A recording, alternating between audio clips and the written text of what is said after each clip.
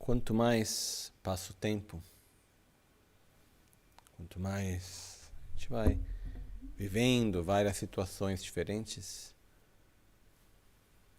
se torna para mim pessoalmente mais claro o quanto que, por um lado, a gente vive numa realidade cíclica,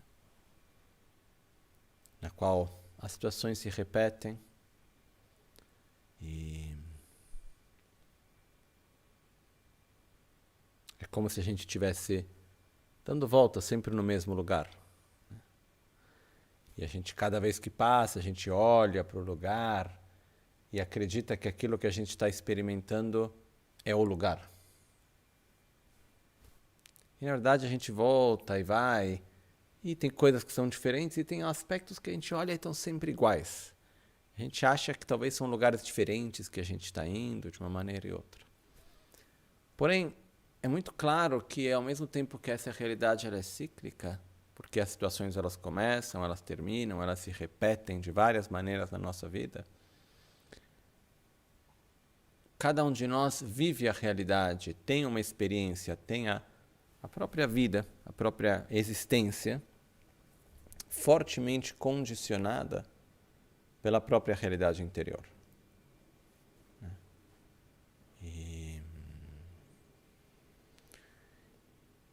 E a gente vive numa época no qual a gente tem a tendência de achar que a gente tem mais poder do que aquele que a gente tem de verdade. Então, mesmo quando entra pelo lado negativo, a gente fala, não, é culpa minha, eu tenho uma visão ruim, como se dependesse apenas da gente naquele momento. Né? Não que a gente não tenha o poder de poder se transformar, etc. Porém, eu posso colocar...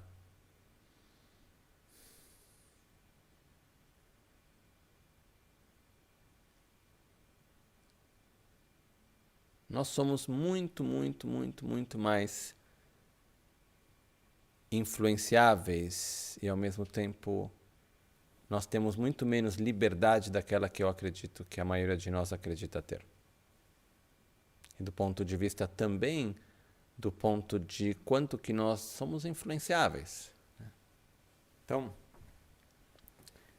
é interessante a gente observar como que a nossa mente e, de consequência, o mundo no qual a gente vive, tanto em relação à nossa percepção da realidade, quanto em relação às ações que a gente faz, a nossa forma de se relacionar com a realidade e, de consequência, como as coisas ocorrem, né? Como que a gente está fortemente influenciado não apenas por aquilo que acontece hoje, mas pelas escolhas e pela toda a interação que teve na história, nos séculos passados, nos decennios passados e nos séculos, nas décadas e nos séculos passados. E assim por diante. Foram experiências, escolhas, vivências que gradualmente foram marcando a forma mentes, foram marcando a visão de mundo, foram marcando a experiência do ser humano e dos outros seres vivos. Falamos como seres humanos, mas foi marcando a nossa realidade. E eu me lembro muito bem, uma vez teve uma fala que eu escutei de não sei muito bem como definir a função desse homem, se era como um filósofo, professor de história, ou ele fazia contos, não me lembro exatamente a função dele, mas ele deu uma fala que estava num vídeo, se eu não me engano, do TED, no qual falava sobre a diferença do Oriente e Ocidente. Né? E me tocou alguns pontos dessa fala dele. Principalmente ele colocava ênfase na diferença que existe, que o Oriente vem de uma visão cíclica da vida e o Ocidente vem de uma visão linear. Né? A visão linear na qual tem o ponto A, onde tudo começa, tem o ponto B, onde acaba, e quem sabe um ponto C, mas vai sempre seguindo reto. E a visão cíclica, onde tem o ponto A que começa, o ponto B que termina, só que o ponto B e o ponto A se encontram e quando termina o ponto B, volta para o ponto A. Então a gente vive numa realidade que ela é cíclica. Né? Isso em várias... Eu estava explicando um pouco a diferença entre isso tudo e não é o caso agora, não é isso sobre o que eu queria compartilhar com vocês, mas é principalmente o fato que teve um dos momentos no qual ele colocou com muita clareza, como em vários outros contextos se diz também, não é nenhuma novidade, mas qual é a melhor visão de mundo? Qual é a visão correta? E é aquela linear ou é aquela cíclica? É a minha ou é a tua? E, na verdade, eu acho que dificilmente a gente consegue chegar numa conclusão efetiva disso. Fato está que o primeiro passo é que nós vivemos dentro de uma visão de mundo. Nós vivemos dentro de um paradigma. E esse paradigma no qual nós vivemos, ele não foi criado por nós nesse momento. Ele é a somatória de muitas e muitas experiências que a gente teve nessa vida e nas experiências daqueles que vieram antes de nós. Porque a gente já recebe pacotes dos nossos pais, na escola, no contexto social, mesmo que não seja, não tem que vir necessariamente nem num nível racional, verbal. Tem muitas visões de mundo que a gente vai acolhendo e integrando em nós mesmos que vem de uma forma não verbal durante a nossa vida, né?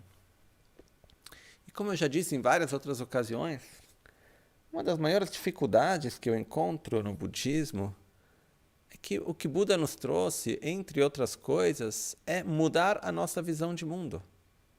Ele nos traz um paradigma diferente. E entrar nesse paradigma, entrar nessa visão de mundo não é óbvio. Mas um dos pontos importantes nisso é que nós somos os influenciáveis. Então,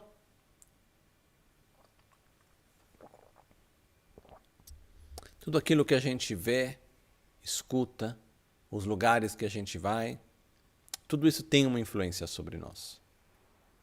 Porém, tem algo que tem uma influência ainda maior. E eu, citando um dos meus mestres, Gyan Lakpala, que era uma pessoa muito prática, né? Uma história que eu já contei várias vezes, quando eu estava saindo de viagem para ir a Borobudur, e eu pedi a ele, eu falei, Gyan, por favor, você pode olhar se a data de viagem é uma data que é astrologicamente boa ou ruim para viajar? E ele, na sua simplicidade, ele me respondeu, não. Eu disse, mas por favor, não. Mas por quê? Não explicava o porquê, simplesmente a resposta era não, né? Que Lakpala não era uma pessoa de muitas palavras, assim, em geral. Depois eu insisti, até que ele me perguntou, você já comprou a passagem? Eu falei, já. Ele falou, então, se eu olhar se está bom ou ruim astrologicamente, e se por acaso não for um bom dia para viajar, a influência que a tua mente vai ter sobre a tua própria vida e sobre os eventos como vão ocorrer na tua vida é muito mais forte do que a influência astrológica que existe. Então, existe uma influência astrológica? Claro que sim. Existe uma influência social, familiar, daquilo que a gente vê, daquilo que a gente escuta e de todo o resto? Absolutamente sim. Mas de todas as influências, a mais forte que a gente tem é aquela de nós com nós mesmos. É a influência que a gente acaba gerando sobre nós através de nossos pensamentos, através de nossas palavras, ainda mais do que os pensamentos, e através de nossas escolhas e nossas ações. A forma como a gente acaba interagindo com o mundo vai, de uma certa forma, moldando a nossa própria visão de mundo. E a gente vai gradualmente tentando justificar a nossa visão de mundo com o mundo. Não sei se é claro isso. Então a gente vai vivendo situações, criando situações, a gente vai vivendo de uma certa forma, é quase como se fosse para criar um mundo que justifique a minha visão de mundo. Então, se eu me sinto que, tentando inventar um exemplo qualquer,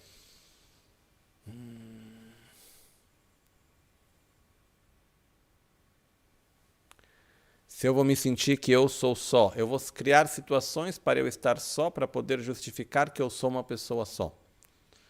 Se eu tenho várias outras coisas, a gente vai acabar criando situações para, de uma certa forma, fazer com que o mundo à nossa volta justifique a nossa própria visão de mundo e que não seja a minha visão de mundo que acaba criando a realidade. A gente tenta, de uma certa forma, fazer com que seja o contrário, né?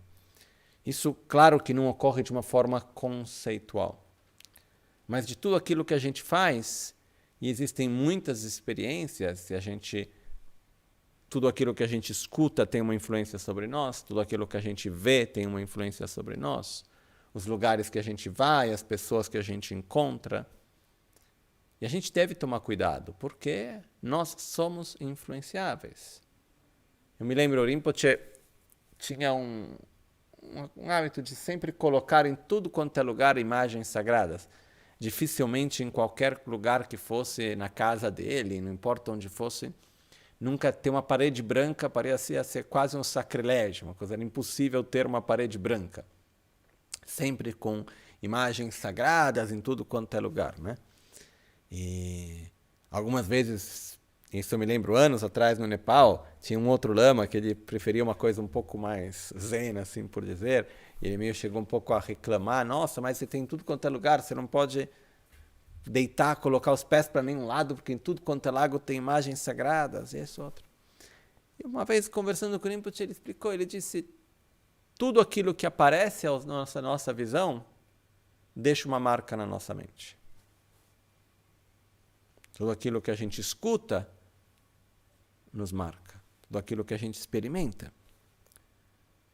Então, ter as imagens que vão nos conectar com o sagrado em todos os lugares, serve que em qualquer lugar, nem que seja por meio segundo que a gente vê, aquilo deixa algo dentro de nós de positivo.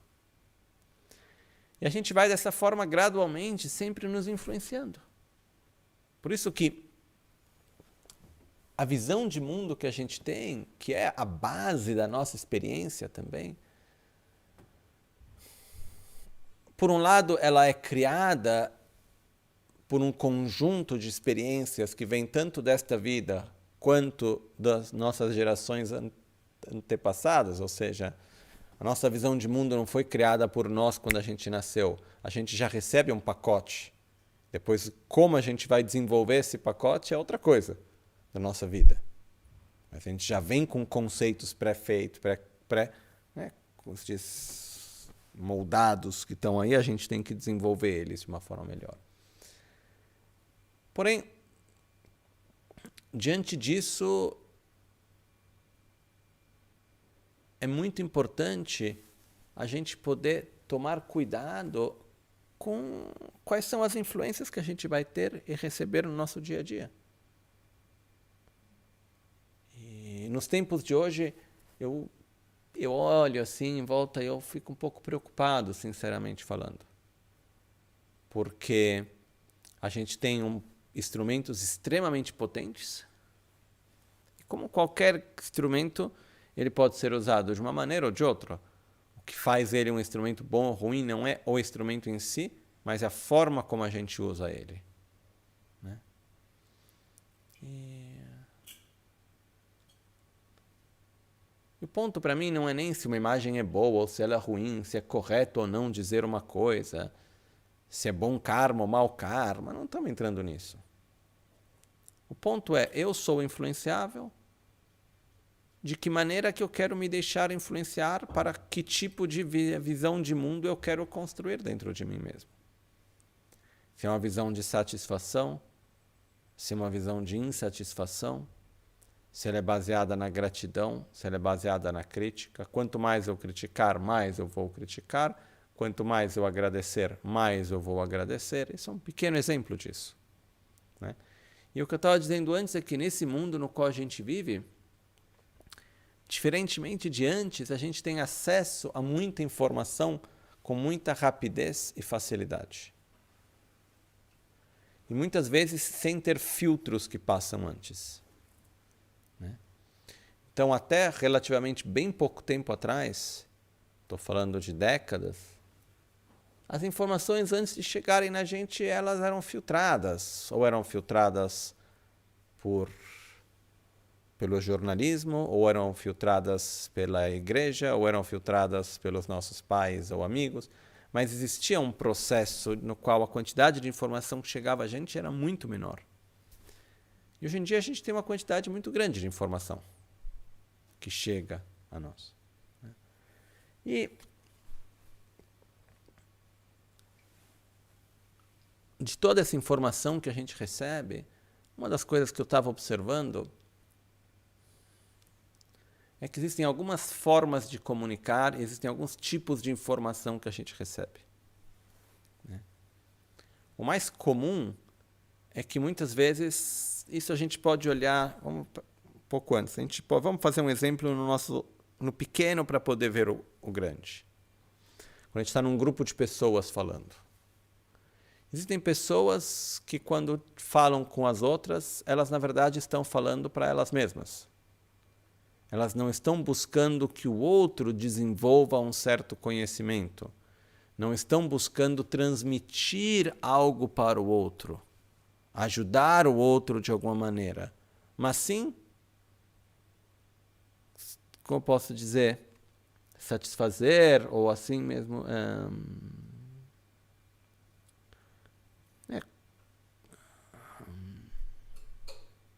me vem a palavra agora, mas acaba sendo uma forma de acabar cuidando, principalmente de satisfazer a própria autogratificação.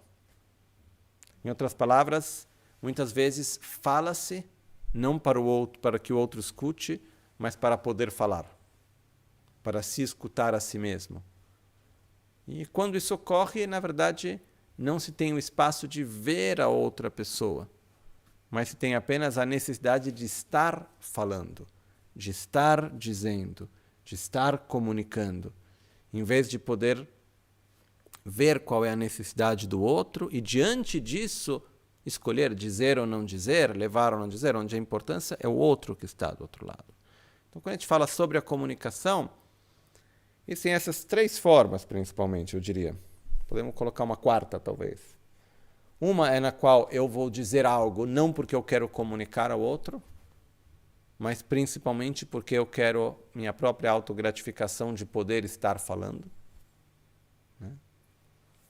Então, várias vezes a gente fala, mas eu preciso dizer o meu pensamento, eu sou livre de falar o que eu penso, eu tenho que dizer o que eu penso. Está tudo ótimo, por um lado. Mas a pergunta é, para que eu tenho que dizer? Para onde eu quero ir? O que eu quero transmitir? Existem outras duas formas, uma na qual a gente comunica ao outro, porque a gente, na verdade, quer transmitir algo ao outro, no qual a gente quer poder ajudar a outra pessoa a ter uma percepção da realidade diferente da que ela tem, ou parecida com a nossa, a gente quer transmitir algum conceito, alguma experiência para outra pessoa. Existe uma outra forma ainda na qual se diz algo para, de uma certa maneira, manipular a outra pessoa. Então, eu vou estar dizendo algo para você, não porque eu quero te dar algo, mas porque eu quero que você me dê algo. Então, a minha preocupação não é que você tenha uma certa compreensão ou que aquilo te ajude de alguma maneira. Mas a minha preocupação é o que você vai me dar para aquilo que eu estou te dando. Qual é a troca? O que eu estou recebendo em troca disso? Né? E hoje em dia, tudo isso... E tem um quarto tipo que é onde fala-se apenas para passar o tempo. Onde não é nem autogratificação, não é nem para transmitir algo e nem para manipular ou obter algo, é simplesmente falar por falar. Né? E quando a gente olha isso no pequeno, num grupo pequeno de pessoas, ocorre, e quando a gente coloca num grupo maior de pessoas, também acontece isso. Né? Quando a gente olha no macro, através das redes sociais, através da mídia como um todo, muitas vezes ocorre isso. E, por exemplo, quando a gente vê, né, na internet, a gente vai transmitir uma mensagem. Por quê? Então, uma experiência minha pessoal, é uma coisa bem pessoal minha, algumas pessoas vão estar de acordo, outras não vão estar de acordo, mas o importante não é que alguém esteja ou não de acordo comigo. É tanto uma coisa minha, é a minha própria forma de ver e de vivenciar isso, né? Quando eu comecei a colocar os vídeos na internet, começando a colocar os ensinamentos no YouTube, eu comecei a fazer isso porque quando eu estudava na Índia e depois no Tibete, eu sempre tive a tendência de gravar os ensinamentos que eu recebia.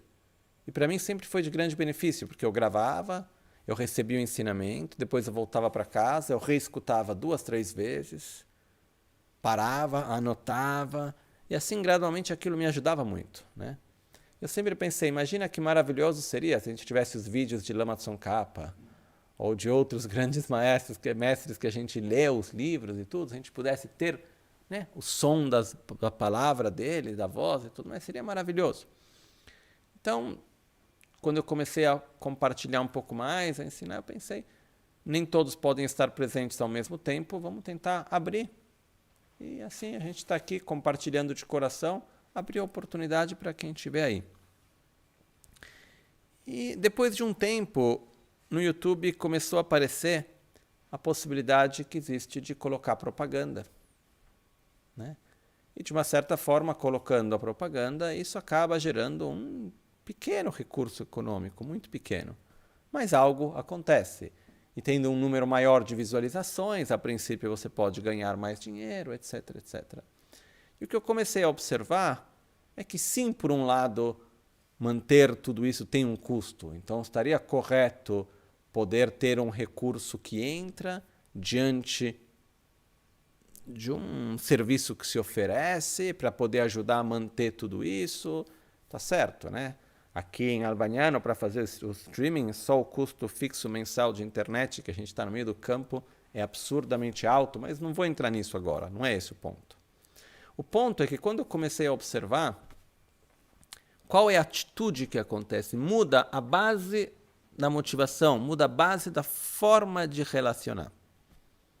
Porque se eu começo a ganhar dinheiro através dos vídeos, existe uma coisa muito sutil, no qual eu vou então querer fazer vídeos para ganhar dinheiro.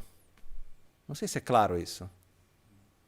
Mas o que acontece é bem sutil. Mas tipo, não, o que dá mais na mídia hoje em dia? Não, vamos falar de mindfulness, porque mindfulness bastante gosta, aí vai ter muitos views, então que bom que teve muitos views, aí a gente pode ganhar algo mais. Não.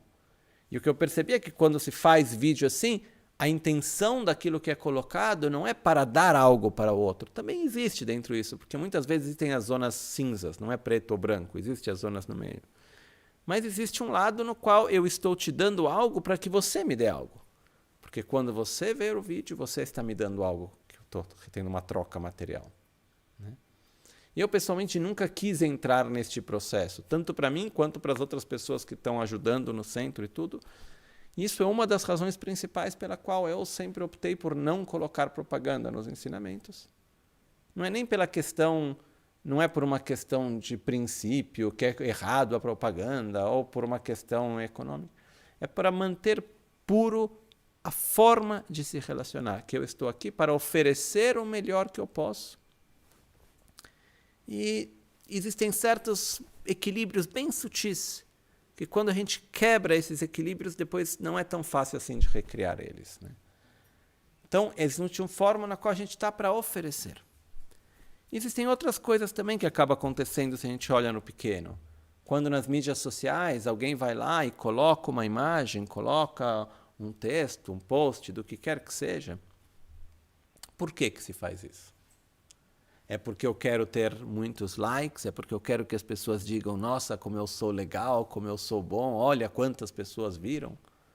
É como se quanto mais pessoas dizem que foi legal aquilo que a gente fez, a gente acaba quase que contando o sucesso das nossas ações pela quantidade de pessoas que viram e pela quantidade de pessoas que, a princípio, gostaram daquilo que a gente fez. E não pelo quanto que aquilo esteja tocando o coração das pessoas e ajudando ou não, qual é a razão pela qual eu faço. Né? E a mesma coisa ocorre com a grande mídia. Quando na grande mídia são dadas informações para nós, na maioria das vezes tem uma agenda por detrás, tem objetivos por detrás, tem lados políticos e visões ideológicas e assim por diante que tenta se levar de um jeito ou de outro. Mas o meu ponto principal aqui é escolher ver imagens, escutar palavras, encontrar pessoas, viver situações que nos ajudem a nos influenciar de uma forma positiva e virtuosa. Porque nós inevitavelmente somos influenciáveis e a nossa visão de mundo é maleável. A coisa diante para ter uma visão de mundo que eu acredito saudável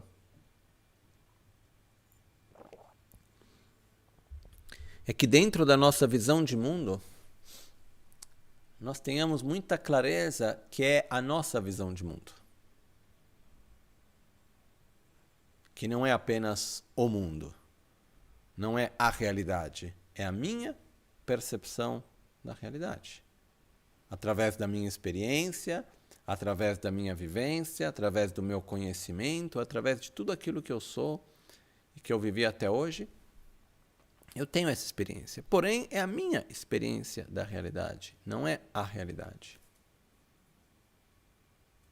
E diante disso, a gente vai gradualmente podendo modelar ela para poder viver da melhor maneira, com a gente mesmo e com os outros. Né? Na verdade, hoje eu queria falar de uma coisa que está totalmente conectada, mas que pode parecer diferente. Que por onde, como explicar?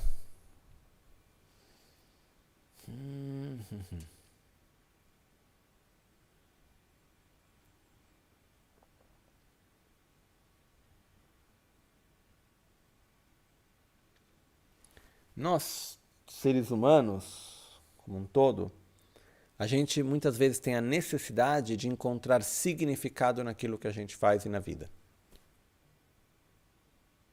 Não basta apenas viver, a gente tem que dar significado à vida, tem que sentir que aquilo faz sentido, estou fazendo algo que tem alguma função, que bom. Né? E se a gente olha historicamente, até alguns séculos atrás, a visão era principalmente mais coletiva. Existia uma visão mais difundida na qual o significado era... A minha vida se tornava significativa quando eu participava de algo maior. Este algo maior podia ser uma visão religiosa, podia ser uma visão da comunidade, podia ser uma visão do planeta como um todo. E gradualmente, no decorrer desses últimos décadas e sei lá quanto tempo aí, a gente foi entrando para uma visão cada vez mais individualista. Onde algo tem sentido quando aquilo é bom para mim. Quando algo faz sentido, quando é o que eu quero, como eu quero, quando eu quero e como eu acho. E a gente acaba... Eu li uma frase um tempo atrás que é interessante, que o ser humano não vê sentido em algo se aquilo não faz sentido para si mesmo. Da forma como a maioria de nós vivemos hoje. Então, se a gente olha para um outro planeta lá longe, ele não tem sentido enquanto não tem um sentido para mim. No momento no qual tiver o sentido, porque aquele planeta vai me ajudar para isso ou para aquilo, ou tenha qualquer função para o ser humano como um todo, especialmente para o indivíduo, sim aquilo tem sentido. O sentido que aquilo tenha para outros seres e para o outro contexto é quase se não importasse a função que aquilo tem no todo. Mas tem que ser para mim. E o que ocorre é que quanto mais a gente acaba vivendo, centralizando o universo através do eu e do meu, mais difícil a vida se torna. Mais a gente fica tentando buscar que as nossas próprias necessidades sejam satisfeitas, que as coisas tenham que ser como eu quero, e isso é super difícil, porque acaba nunca acontecendo e a gente acaba não indo para frente. Então eu estava observando antes uma prece que a gente faz todos os dias, no começo de todas as práticas, né? que é Sangye Chedan Tsogi Chonam La Janchu Pardu Dani Kyabsuchi Dagi Jinsu Gibe Sonam Gi Trola Pencher Sangye Jubrasho. Em Buda Dharma Sangha, tomo refúgio até a iluminação. Com a prática da generosidade e das outras perfeições, possa eu atingir o estado de Buda para o benefício de todos os seres. Nessas poucas palavras, a gente está, na verdade, explicando e essas poucas palavras elas estão explicando e estão nos mostrando algo extremamente complexo, né? Primeira coisa, quando a gente fala em Buda Dharma Sangha, toma o refúgio até a iluminação. Está nos mostrando uma visão de mundo, está nos mostrando aquilo que nos traz significado e está nos colocando dentro de um paradigma. O que isso nos mostra? Primeira coisa, que o que dá sentido à vida não é sentir prazeres e evitar problemas e sofrimento. Não é resolver os problemas e conseguir ter sucesso nas coisas que a gente pode conseguir mundanas do nosso dia a dia. Mas é sim ter a vitória sobre os nossos próprios venenos mentais e a nossa própria ignorância. Então, possa eu atingir a iluminação. Em Buda Dharma Sangha, tomo refúgio até a iluminação. Então, eu preciso ir até a iluminação. E o refúgio onde eu tomo normalmente não me sustenta. Aqui também é outra mudança de paradigma. Que um dos paradigmas que Buda nos trouxe é que a nossa visão de mundo é aquela na qual a minha felicidade ela depende de uma realidade externa e que as coisas sejam como eu quero, quando eu quero. Que a causa do meu sofrimento ele nasce através de condições que não dependem diretamente de mim. Então, por que a gente toma refúgio no nosso dia a dia em muitas coisas? A gente toma refúgio nas palavras agradáveis que as outras pessoas nos digam. A gente toma refúgio na comida, a gente toma refúgio na realidade para que ela seja como a gente acha que ela deve ser, a gente toma refúgio nos, como se diz, nos elogios, a gente toma refúgio em ter razão, a gente toma refúgio nos prazeres sensoriais, a gente toma refúgio em várias coisas no nosso dia a dia, que porém não sustentam a nossa felicidade, porque a verdade é que quanto mais a gente tem, mais a gente quer e não é o bastante, quando não é um problema acaba sendo outro. Quando se diz eu tomo refúgio em Buda Dharma Sangha,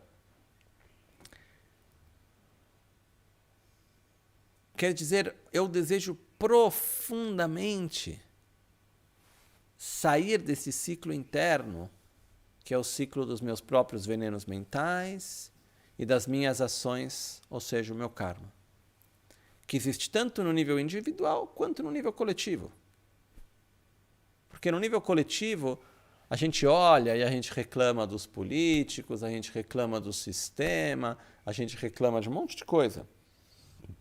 E eu não estou aqui para dizer que não tenham erros e que não tenham coisas que eu pessoalmente gostaria que fossem diferentes.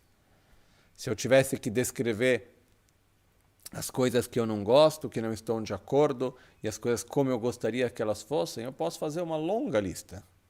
Bem longa.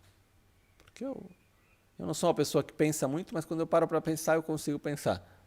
Então, se eu abro a minha mente para olhar aquilo que eu acho que não está bom, eu posso fazer uma longa lista do que é. Normalmente eu não fico pensando, mas tem uma longa lista daquilo que é.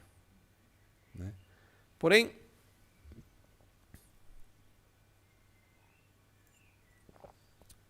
o que determina se um sistema social funciona ou não? O que determina se uma sociedade ela está em harmonia ou ela está em conflito? Se ela está bem ou ela está mal? Os indivíduos que vivem nela e a forma como cada um dos indivíduos se relaciona entre si, a interação deles e aquilo que é chamado como uma palavra um pouco abrangente, que é o karma de cada um. A interação de cada um dos seres conjunta gera o que é chamado do karma coletivo, que é a ação coletiva, que leva a certos resultados. Quando a gente olha uma situação em qualquer país que seja, aquela situação ela não é o fruto de 1, 2, 10 ou 1000 pessoas. É o fruto da interação de um número bem grande de pessoas, nem de um dia, nem de um ano, mas de décadas e séculos que vêm se acumulando de um dia após o outro, e tudo isso vai se criando.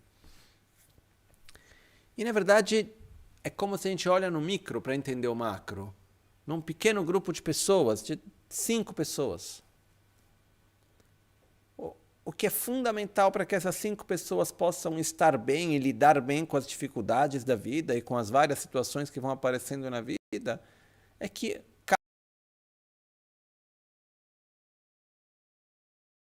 de uma forma positiva. A gente pode criar as melhores regras, a gente pode ter o melhor sistema social, o melhor sistema político, não importa o que for. Enquanto a gente tiver pessoas que estão nesse sistema e que, por sua vez, são levadas pela ganância, pelo apego, pela arrogância, pelo apego a ter razão, pelo egoísmo, pela raiva, pelo ódio, pela inveja, pelos ciúmes, pelo medo e assim por diante, não vai dar certo. Não importa, faça 1500 regras, vão se encontrar 2000 formas de quebrar, de encontrar outras formas, e parece que está tudo bem, e quando vê, por outro lado, deu errado. Tem vezes que a fachada está linda e por detrás tem outros problemas. Tem vezes que está tudo feio, a fachada está feia, por detrás está feio também, depende da situação. Mas o fato é que o que vai determinar não é a situação externa. E a gente tem a tendência, né, como se diz, tem o provérbio tibetano, e a gente tem esse provérbio em várias línguas.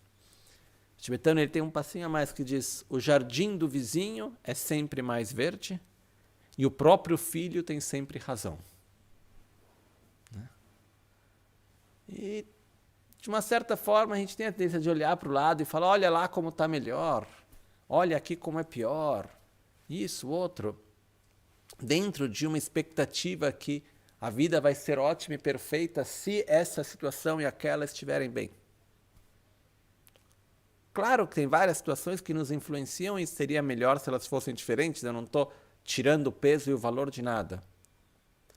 Mas o ponto fundamental é que o que determina se nós, seres humanos, conseguimos ou não viver bem juntos é se nós estamos bem, cada um de nós. E se nós sabemos nos relacionar de um a um de uma forma virtuosa e positiva. Isso é fundamental. Se eu não consigo me relacionar de uma forma virtuosa e positiva com meu pai, com a minha mãe, com meu irmão, com a minha irmã, com meu marido, com a minha esposa, com os meus amigos, com meu mestre, com quem quer que seja, que estão à minha volta, como eu posso reclamar que a sociedade está ruim e que isso está assim, que o outro está assim, quando eu mesmo não faço a minha parte de viver de uma forma harmoniosa na sociedade na qual eu vivo?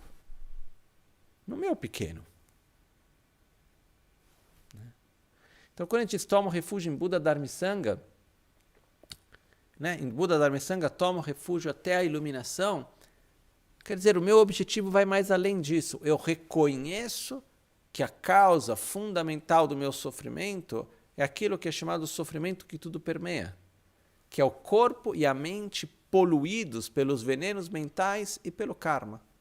E enquanto eu tiver raiva, apego, ciúmes, inveja, medo e todo o resto daquilo que são chamados venenos mentais, enquanto eu tiver a força kármica das ações negativas que vem junto, não importa o quanto que eu fizer, para onde eu for, vou continuar nesse ciclo. Então a minha prioridade é sair desse ciclo de sofrimento. E para fazer isso eu tenho que tomar refúgio em agir da forma correta, porque eu sou interdependente. Ou seja, a minha realidade ela é o fruto das minhas ações e das interações que eu vou gerar dentro de mim. Então, eu só posso gerar um certo estado interior se eu agir de uma certa maneira antes para chegar nisso. E para isso eu preciso de quem me ajude, eu preciso de quem me mostre o caminho, eu preciso ter um exemplo correto para estar seguindo. E é aqui que a gente fala, toma o refúgio em Buda Dharmasanga. Para quê? Não para estar bem. Para sair do ciclo de sofrimento como um todo, até a iluminação. Então eu peço ajuda. E diante disso, já nessa primeira fase, a gente já está colocando diante de nós um objetivo que transcende o nosso dia a dia. A gente já está indo além da utopia materialista, que é fundamental. E também nos mostra o fato de ir além da visão individualista. Então, em Buda Dharma e Sangha, tomo refúgio até a iluminação. Ou seja, eu deixo de tomar refúgio naquilo que não pode verdadeiramente sustentar um estado de bem-estar, de felicidade, etc. E tomo refúgio principalmente no Dharma. O que quer dizer tomar refúgio no Dharma? Não é necessariamente apenas sentar e meditar e recitar mantras e preces, etc. Tomar refúgio no Dharma é escutar os ensinamentos, refletir sobre os ensinamentos, colocar em prática, transformar a nossa mente. E cada vez que a gente coloca em prática, faz um esforço para ter uma atitude virtuosa, que não seja espontânea necessariamente, mas que a gente faz o esforço para estar fazendo. Cada vez que a gente vai lá e senta para meditar e gera uma visualização positiva, direciona a nossa mente de uma forma virtuosa, usa a nossa palavra de uma forma virtuosa, usa o nosso corpo de uma forma virtuosa. Cada vez que a gente consegue fazer tudo isso, a gente está tomando refúgio no Dharma, que é o nosso refúgio efetivo. Quando a gente fala toma o refúgio em Buda, Dharma e Sangha, o refúgio efetivo é no Dharma. O Buda é aquele que nos dá o refúgio, e a Sangha é aquela que nos sustenta, que nos ajuda no nosso processo de tomar refúgio no nosso caminho. Né? Porém, esse caminho ele não vai ocorrer de uma forma, como eu posso dizer, automática. Então eu tomo refúgio em Buda, Dharma e Sangha até a iluminação. Em Buda, Dharma e Sangha, tomo refúgio até a iluminação. Como eu vou fazer para atingir a iluminação? Como que eu faço efetivamente para tomar refúgio em Buda, em Dharma? Com a prática da generosidade e das outras perfeições. Ou seja, praticando não as perfeições no sentido que eu devo ser perfeito, mas aperfeiçoando qualidades que eu já possuo. Aperfeiçoando a generosidade, a moralidade, a paciência, o esforço entusiástico, a concentração e a sabedoria. Através dessas 6 práticas, né, com a prática da generosidade e das outras perfeições, em tibetano tem uma pequena palavra que está faltando na tradução. Dagijinso gibe sonamki, rola penchir sangue drubrasho. Que faz toda a diferença essa pequena palavra. Porque diz, através dos méritos acumulados com as 6 perfeições, possa eu atingir o estado de Buda para o benefício de todos os seres. Ou seja, por que eu vou me esforçar em praticar generosidade, em compartilhar, em manter os meus compromissos, em ser mais paciente, e praticar a sabedoria e a concentração e tudo isso? Para quê, no fundo? Não porque ajuda no momento presente. Porque provavelmente é muito mais prazeroso ir lá e vamos para a praia, vamos fazer alguma coisa, ver jogo de futebol, seja o que for, algo que nos dê prazer no momento, do que sentar para meditar. Tem muitas vezes que é prazeroso também meditar.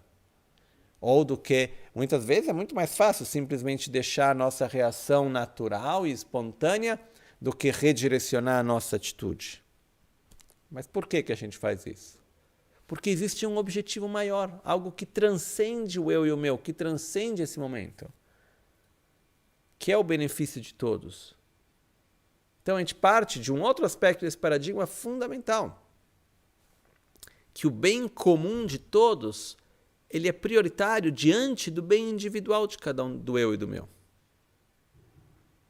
E o bem comum de todos, ele se gera através do bem de cada um, cada ser que a gente encontra.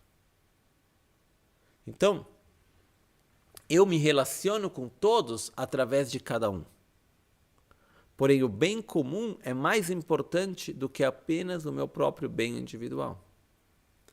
Então, e aqui a gente não está falando nem do bem comum dos seres humanos, da humanidade, a gente está falando do bem comum de todas as formas de vida, onde entra os animais, os insetos, os espíritos, a natureza como um todo.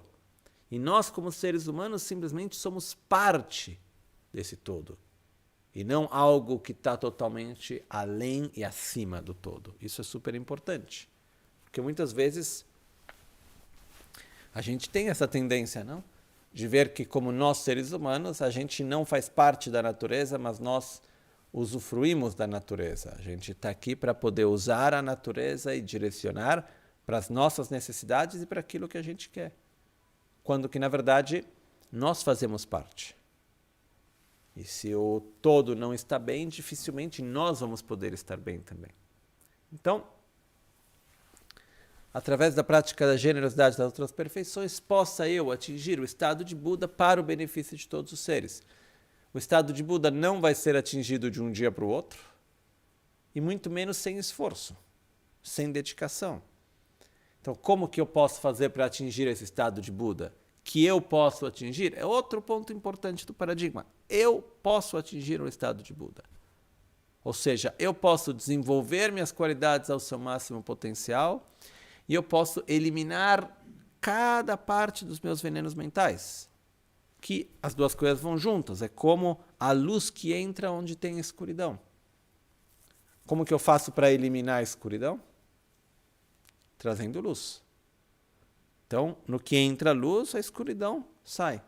Da mesma maneira que onde tem amor, não tem raiva. Onde tem satisfação, não tem insatisfação. Onde tem generosidade, não tem avareza.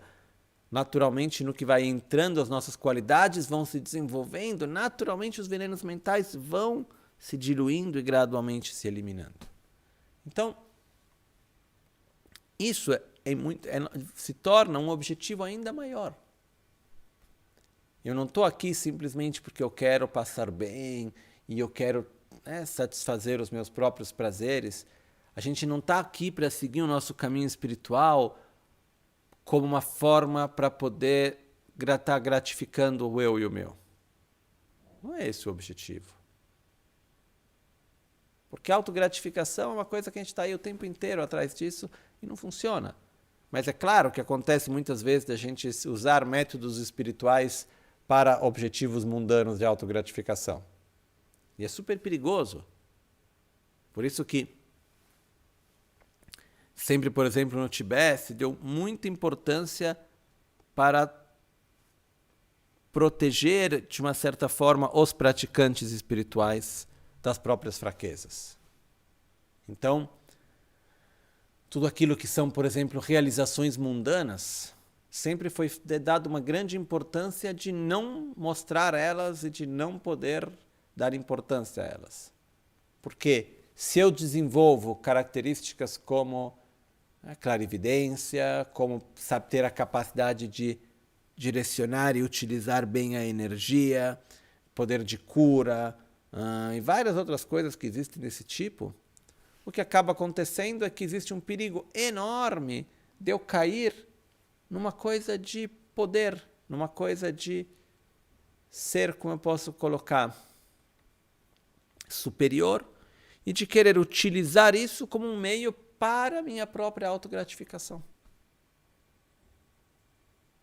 E aí eu estou usando algo extremamente potente para uma coisa extremamente mísera, que é minha própria autogratificação, que no final não leva a nada mais do que a mais conflitos e mais sofrimento. Então, e dentro do contexto espiritual, é super fácil a gente cair nessa armadilha de se sentir especial, de se sentir superior, de achar que de uma forma ou outra a gente é melhor, e diante disso acabar utilizando efetivamente os meios espirituais como um meio para o desenvolvimento de algo mundano para a gente mesmo, né? Então, é importante a gente entender que não, a gente na verdade tem um objetivo que transcende o nosso dia a dia, que transcende o eu e o meu. Então, quando eu quero atingir a iluminação para o benefício de todos os seres, isso é algo que tem que ser gerado profundamente dentro de nós e que não é simples, que não é fácil, muito menos óbvio. Mas é o objetivo que a gente coloca. E é uma mudança de paradigma que requer tempo, requer vidas. Não é uma coisa que a gente desenvolve de um dia para o outro. Mas a gente tem que colocar ênfase naquilo que efetivamente nos leva para um caminho virtuoso. E para que eu faça isso, não é porque eu vou estar pedindo a Buda que eu quero atingir iluminação para o benefício de todos os seres, que Buda vai me dizer, olha como você é bonzinho, que legal, você quer o bem de todos, então eu posso te dar a iluminação. Não é assim. Mas é o fato que eu tenho que fazer o meu esforço, porque é apenas através da interdependência positiva que eu posso criar das minhas ações, dos meus pensamentos, das minhas palavras, que gradualmente eu posso transformar o meu ser. E um dos pontos fundamentais que existe aqui, que na tradução de uma certa forma está faltando, é que em tibetano se diz Dag Jinso Gibe Sonamki. Rola Penjir Sangir Rubarshom. Dag Jinsok, através da minha Giba quer dizer ação, da minha ação de generosidade e assim por diante. Jinsok, generosidade e assim por diante. Sonamki, através dos méritos. Então, possa eu, através dos méritos que eu obtiver com a prática da generosidade e das outras perfeições, possa eu, então, atingir o estado de Buda para o benefício de todos os seres. Uma coisa que é fundamental, que nos mostra aqui, é que o nosso estado interior, e de consequência, ou seja, consequência, mas vai junto, o nosso estado emocional, o nosso estado de sofrimento ou bem-estar, ele, claro que ele interage com o mundo externo no qual a gente está, sem dúvida nenhuma. Sem dúvida nenhuma tem lugares e situações no qual a gente vai se sentir melhor e lugares e situações no qual a gente se sente pior. Mas ele é determinado principalmente pelo nosso próprio estado interior e por aquilo que a gente acaba chamando de méritos. Os méritos são as ações positivas que a gente acaba gerando, que acaba gradualmente gerando essa interdependência que vai nos dando a possibilidade de poder estar bem. Então, não é uma coisa, o fato de acumular méritos nos mostra que não é uma coisa de um a um. Fez certo e deu tudo certo, fez errado e deu tudo errado. É um processo de acumular ações virtuosas para gradualmente poder ter experiências efetivas de bem-estar, de paz, de harmonia consigo mesmo e com os outros. Então, a gente só vai poder verdadeiramente seguir isso do momento no qual o objetivo a médio e longo prazo for mais importante do que o objetivo a curto prazo, do que as necessidades a curto prazo. Então, é de verdade importante que a gente consiga olhar mais para frente. E consiga dizer, ok, o que eu quero nessa vida? Qual é o meu objetivo nessa vida? O que é importante de verdade? Tudo isso depende da nossa visão de mundo. Só que a gente vive hoje em dia numa sociedade, numa realidade na qual a visão de mundo é o que é importante para mim é ser feliz. E a felicidade vem através do satisfazer os meus próprios desejos e as minhas próprias necessidades.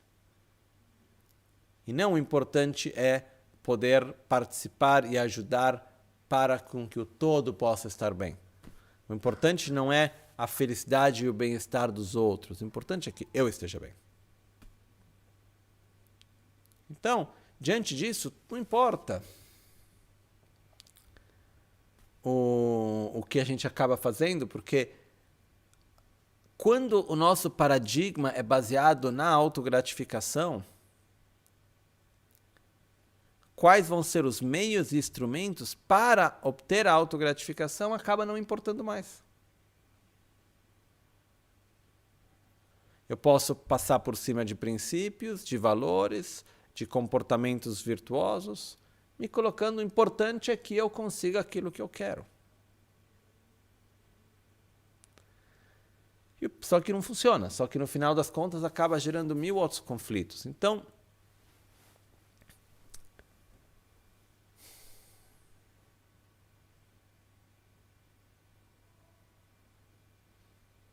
alguém talvez pense, não? Ah, mas Lama, legal, bonito, mas é difícil, né? Olha eu aqui com todos os problemas que eu tenho. Olha eu aqui com... tem dificuldade econômica, tem dificuldade porque o meu marido, a minha esposa, isso, aquilo, tem 1000 coisas. Todos nós. Temos 1000 problemas e coisas, isso e aquilo. Porém, a nossa experiência qual é? Enquanto a gente fica nos nossos probleminhas, a gente fica nos nossos probleminhas. E quando termina um, começa outro. Quando não é por causa de uma coisa, é por causa de outra. E no meio disso tudo, a gente continua a existir e interagir. E cada vivência que a gente tem, ela vai modelando o nosso ser. E quando nos falta uma visão a longo prazo, a gente apenas olha o curto prazo, a gente não olha a interação em função de algo maior, mas apenas em função daquele momento que a gente está vivendo.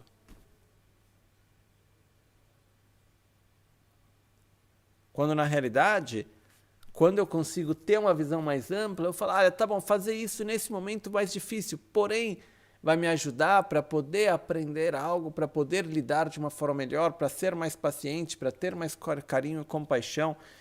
Com o que eu quero me familiarizar? E o que é importante é que com cada ação que a gente cumpre, com cada experiência, cada interação, não é apenas o momento em si que a gente está vivendo, mas aquela experiência, de alguma maneira, ela nos transforma. Ela nos faz familiarizar-nos com algo. E a gente tem que se perguntar, com o que eu quero me familiarizar? Quem eu quero ser diante dessa experiência que eu estou vivendo? Eu acho que isso é assim, para mim é fundamental de importante.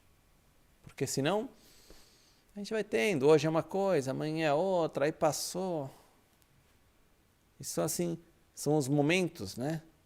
A gente pode ver, eu estava observando aqui na Itália mesmo, uma coisa do momento presente. A gente é influenciado pela mídia, várias outras coisas. Um tempo atrás a gente não parava de ouvir falar, não, coitados dos médicos e dos enfermeiros, são os nossos heróis, aplaudir, etc. Daqui a pouco passou, já esqueceu todo mundo que enfermeiro existe. E se existe, está lá fazendo o trabalho dele, o que tem a ver com isso? De repente, quando foi, já passou. Por quê? Porque a moda passou, porque a influência foi. E a gente já está sendo levado e manipulado para outra história. Quanto que a gente precisa ter a nossa própria direção. Isso é muito importante. E não só ter a nossa direção, mas observar como que cada experiência que a gente vive, ela vai nos moldar de uma maneira ou de outra. Por isso que se diz que muitas vezes o importante não é o que a gente faz, mas de que maneira a gente faz. Eu via isso com o Rinpoche com muita clareza. Tinha vezes, por exemplo, que ele dava um trabalho para uma pessoa. Faz isso. Eu olhava para o Rinpoche e falava, Rinpoche, por favor, isso não vai dar certo. A gente sabe bem, essa pessoa não vai fazer isso direito, não é a coisa certa, por favor. Aí depois, quando o Rinpoche explicava, muitas vezes ele simplesmente falava, não, é assim, pronto, ok. Depois dava para ver que o importante, ele não estava preocupado se aquele trabalho ia ser bem feito ou não. Digamos um exemplo qualquer. Pedir para alguém limpar um local, só que a pessoa não sabe limpar e no final ela vai estar mais sujando do que limpando. Mas o importante não é que o local fique limpo, o importante é que a pessoa faça a experiência e que ela receba algum benefício através da experiência que ela está fazendo. O objetivo é diferente. Então, o importante muitas vezes não é o que a gente faz, mas como a gente faz, com qual atitude, com qual motivação, com qual aprendizado. E o terceiro nível é que o importante não é o que a gente faz, mas como E o importante, mais importante de como a gente faz é aquela experiência de que forma nos transforma. Quem nos tornamos diante daquela experiência. Pode ser uma experiência difícil, pode ser uma experiência não prazerosa, mas se ela me ajudar a me transformar num ser melhor, que seja bem-vinda. Por que isso? Porque eu tenho um objetivo maior. Eu quero estar bem para poder ajudar os outros a estar bem. Em poucas palavras, é isso a essência. Eu preciso estar em harmonia positiva, ver o outro, chegar ao outro para poder ajudar o outro também a estar em harmonia. Porém, antes de tudo, eu preciso colocar este objetivo para mim. E tenho que agir de consequência. E a nossa vida vai passando, né? Tem um momento aqui, outro momento lá. Isso para mim é muito claro, porque eu, por muitos anos da minha vida, eu sempre fui o mais jovem, em quase qualquer lugar onde eu estava. Eu passei muitos anos viajando junto com o Rinpoche em vários lugares, e por muitos anos eu sempre era o mais jovem, etc. Então, eu não sei exatamente qual que é a razão, se é essa, mas eu mantive uma identidade minha de ser o mais, de ser jovem, de ser pequeno, de ser assim o mais jovem do contexto. Foi alguns anos atrás que eu estava em São Paulo e veio uma pessoa para pedir conselho. Era uma moça que veio pedir um conselho, aí eu estava conversando com ela, e aí eu percebi que, na verdade, não era mais tão jovem assim, né? Que ela tinha 17 anos, eu estava com 36, alguma coisa assim. Aí eu entendi que já tinha uma certa diferença. Ok, estamos envelhecendo, tem uma coisa aí, tanto da experiência, mas como que também a gente vai passando, os anos vão passando, a vida vai passando, né? E o que ocorre é que não tem problema nenhum que a vida passe. Não tem problema nenhum. O que tem o problema é como ele passa. Que vivências a gente vai tendo, de que maneira, quem vamos nos transformando diante daquilo que acontece. Isso é muito importante, porque de verdade, a vida vai passando, hoje é uma coisa, amanhã é outra, aí é o trabalho, depois é a família, depois são os amigos, aí é a gente mesmo, tem um momento de saúde, tem um momento de doença, e agora para estar em casa, depois vai estar todo mundo junto, aí tem uma coisa e outra. A vida vai passando e vão acontecendo várias e várias coisas no decorrer da nossa vida. Momentos lindos e momentos difíceis. Mas o importante não é ter momentos bons e evitar momentos ruins. O importante é de que forma que eu vivo eles. Quem eu me torno diante das experiências que eu vivo. E uma das coisas que para mim me toca profundamente, os ensinamentos de Atisha sobre o treinamento mental de Lojong, é que nos mostram com uma clareza incrível que qualquer situação, qualquer momento é um bom momento para praticar o Dharma, ou seja, para nos desenvolver espiritualmente.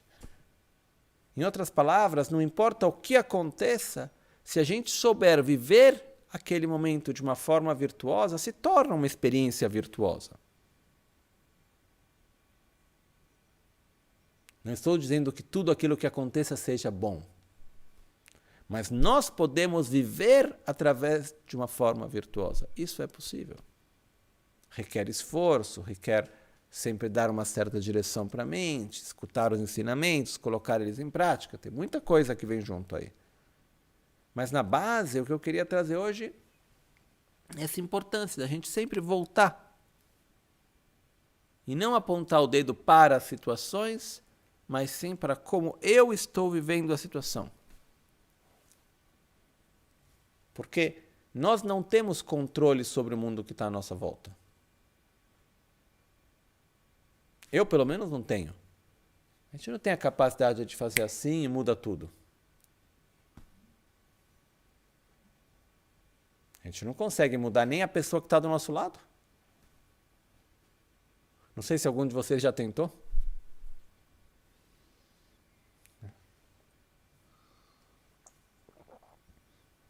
Eu já tentei com algumas. Deu nunca certo. E alguém pode falar, nossa, Lama, mas você é o Lama. Mas como? Não. Se nem, não é para me comparar, mas se nem Buda conseguiu com o primo dele.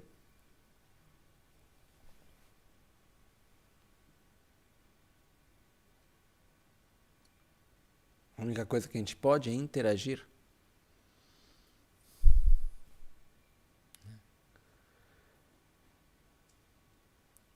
Mas repito de novo, a vida vai passando e eu tenho uma sensação forte nesse período que a gente não tem muito tempo para perder. A gente não tem muito tempo para ficar com nheco-nheco, nhoco-nhoco, porque nhe, não dá. Desculpa colocar dessa maneira. Ai, não gosto. Ai, não quero. E eu com isso? Faz bem? Faz. Então vamos, acabou. Se eu ficar naquilo que eu não gosto e eu não quero as coisas para mim, eu posso fazer uma longa lista e posso também deixar de fazer metade do que eu faço. Pela minha sorte, eu gosto de muita coisa, mas nem sempre é fácil. Tem outras coisas que eu não gosto também. Eu me lembro uma vez que eu fui com o Rinpoche, estava no Tibete, num lugar que a gente foi uma vez só, essa região do Tibete.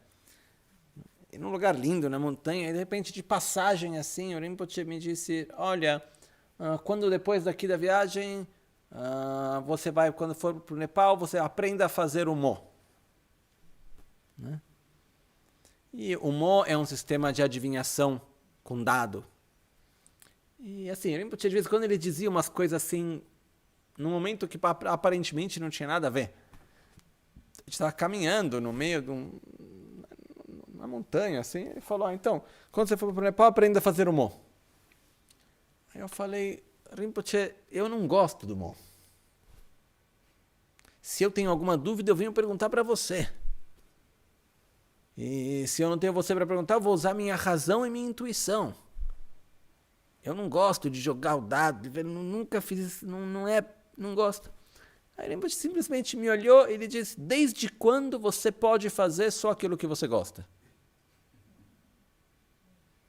Ou só aquilo que você quer? Eu falei, tá bom. Aí eu fui lá no Nepal, quando eu fiz o dado do Mo, que tem que ser feito de uma maneira especial por uma pessoa de uma certa maneira. Fui lá, recebi a transmissão do texto que tem, preparei tudo para fazer, aí tem que fazer um retiro de uma certa maneira, tal. Aí eu fui para o Rinpoche um tempo depois, olha, Rinpoche, está aqui tudo feito, então agora eu tenho que fazer o retiro para poder completar isso. Não, mas você não precisa dessas coisas. Eu falei, tá bom. Né? Tá lá o dadinho guardado. Quem sabe um dia pode vir a servir ou não. Mas o que acontece é que tem muitas coisas na vida que a gente tem que fazer que, na verdade, não é necessariamente aquilo que a gente gosta. Mas quando a gente dá muita importância para o eu gosto, eu não gosto, eu quero, eu não quero, a vida fica 10 vezes mais difícil. Isso foi uma coisa que, pela minha sorte, eu aprendi nos anos no monastério, onde eu gosto ou eu não gosto, eu quero ou eu não quero, não é prioridade. Porque quanto mais importância a gente dá para o eu gosto e eu não gosto, eu quero ou eu não quero, mais difícil a nossa vida se torna. Mais frágil se torna nosso estado interior de felicidade e satisfação. Porque eu quero e eu não quero, eu gosto e eu não gosto, é extremamente frágil e volúvel. Hoje eu gosto, amanhã eu não gosto, eu quero, não quero, eu quero esse e não quero o outro, porque eu vi uma coisa. A gente começa a dar espaço para isso, e aí é um problema. Há um tempo atrás, eu estava escutando uma conversa entre duas pessoas, tal, e estavam falando sobre uma síndrome de muitas crianças que está tendo hoje em dia, de problemas sérios. Era uma conversa entre dois psicólogos, que estavam falando da síndrome da criança imperadora. Essa síndrome da criança imperadora, nem sei se chama síndrome, mas síndrome da criança imperadora é a criança que desde pequena quer impor a própria vontade e o mundo tem que ser como ela quer. Eu quero é prioridade diante de qualquer coisa. Só que o problema não é a síndrome da criança imperadora, é o síndrome do indivíduo imperador. Talvez o que acontece é que o adulto não tem a força de ir lá e manifestar para o mundo tão descaradamente o que ele quer. Mas a verdade é que muitos de nós acabamos nos tornando os escravos do nosso próprio querer e gostar. E está tudo bem querer uma coisa, gostar de outra, mas eu não posso deixar-me condicionar por isso em minhas ações e minhas escolhas. Muito mais, não posso me deixar condicionar pelo querer e pelo gostar do meu próprio estado de bem-estar e de equilíbrio. Ok, tem isso para tomar. Eu gosto? Não, não gosto. Mas é o que tem, é o que eu preciso. Então tá bom, vamos lá. E quando eu tiver outra coisa que eu prefiro, que bom, aproveita. Mas isso é um ponto fundamental no meio disso tudo, que é da gente conseguir ter uma visão de algo maior e diminuir um pouco essa importância da autogratificação.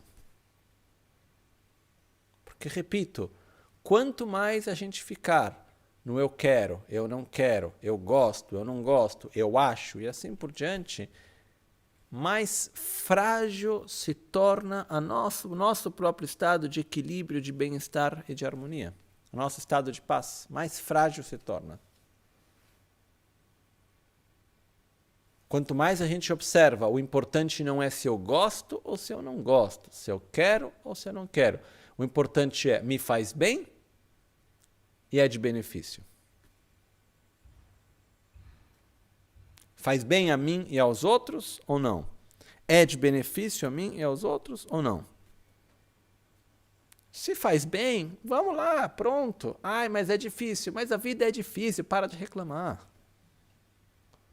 Ai, mas eu não gosto. Para, não precisa. Eu peço desculpa se eu sou tão direto assim. Mas eu acho que é importante para a gente olhar um pouco e entender que quando a gente dá prioridade não para o que eu quero, mas para aquilo que traz benefício. E não apenas o meu próprio benefício do que eu quero, do que eu gosto, mas o benefício do conjunto, do todo. E lembrando que o todo é feito de cada indivíduo com o qual a gente entra em contato. Nos permitindo ver o outro, entender o outro e não querer impor sobre o outro a nossa visão de mundo, pelo mais que a gente ache que a nossa visão seja correta. Isso é algo que Rinpoche também sempre nos ensinou de uma forma incrível. Eu nunca vi o Rinpoche tentando impor sobre alguém a própria visão de mundo dele. E ficando bravo com o outro porque não entendia a visão de mundo dele. E dizendo, você está errado, isso não está certo, porque... Não, ele docemente ia interagindo, levando, para gradualmente ajudar cada um a desenvolver uma visão de mundo mais coerente e mais virtuosa. A gente não deve impor sobre o outro a nossa visão, pelo mais que a gente ache que ela seja correta. Porque esse é um dos perigos que acontece dentro do próprio caminho espiritual. A gente acaba desenvolvendo uma visão de mundo, dentro de uma visão espiritual, a gente acaba tendo uma certa conduta. Só que de repente a gente olha e a gente se sente superior a todo o resto e a gente quer impor sobre o resto a nossa visão, a gente não consegue ver o outro de repente. Muito menos ver a nossa capacidade de interagir e levar. Então, é importante a gente interagir, levar, fazer o possível para que seja de benefício sem querer impor sobre o outro, mas sim docemente, com carinho, com afeto, com inteligência. É um pouco como uma prece que o Rinpoche me ensinou na prática de Kurukule, que diz: Lalumi tsoda duksen demba malupa Wang tu dute kanyen ching chögin tu rungarzu. Lalumi tsoda. Nagas, deuses, devas, nagas, seres humanos e principalmente seres humanos. E todos aqueles que estejam levados por uma mente negativa. Possa eu ter poder sobre eles e seguirem o meu comando. Possam eles estar sobre minha palavra, seguirem o meu comando. E possa, através disso, possa cada um deles se tornar um recipiente válido para o Dharma. Então, o ponto não é possa eu ter poder sobre o outro porque eu quero ter poder sobre o outro. O ponto é possa eu seduzir para encaminhar. Não porque eu quero, mas para o melhor do outro. E a mesma coisa que a gente tem que fazer com a gente mesmo. Se a gente vai para qualquer pessoa e fala, você está errado, isso não é assim, a pessoa não vai escutar. Se alguém vem para nós e nos coloca dizendo que a nossa visão de mundo está errada, qual é a nossa primeira tendência? Parar para falar, você tem razão? Ou se colocar na defensiva? Defensiva e ataque. Essa é a nossa atitude natural. A gente tem que respeitar a atitude natural de cada um. Então, se a gente quer ajudar o outro a mudar a visão dele, a gente tem que usar a sedução. E não o conflito. Não a imposição. Então, é através da sedução que a gente leva, traz, e a gente faz com que o outro parece que ele está fazendo o que ele quer, mas no final a gente está levando para onde a gente vê que é o melhor. Isso é outra coisa, que o Rinpoche era um grande mestre.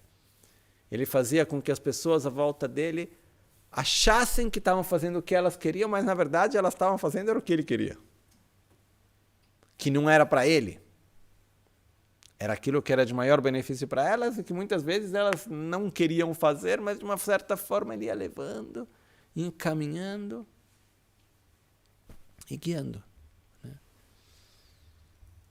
Então, da mesma maneira, a gente tem a nossa visão de mundo, que a gente deve desenvolver, melhorar. Não podemos querer impor a nossa visão de mundo sobre os outros, porque isso não vai funcionar.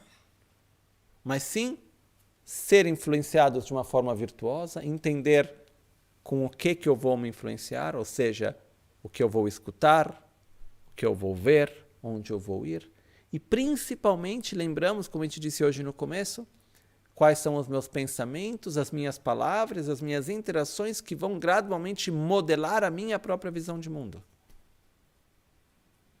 A gente está constantemente fazendo autolavagem cerebral. Com cada pensamento, com cada palavra. Isso é super forte. Então é muito importante a gente saber direcionar isso de uma forma positiva. Isso é fundamental.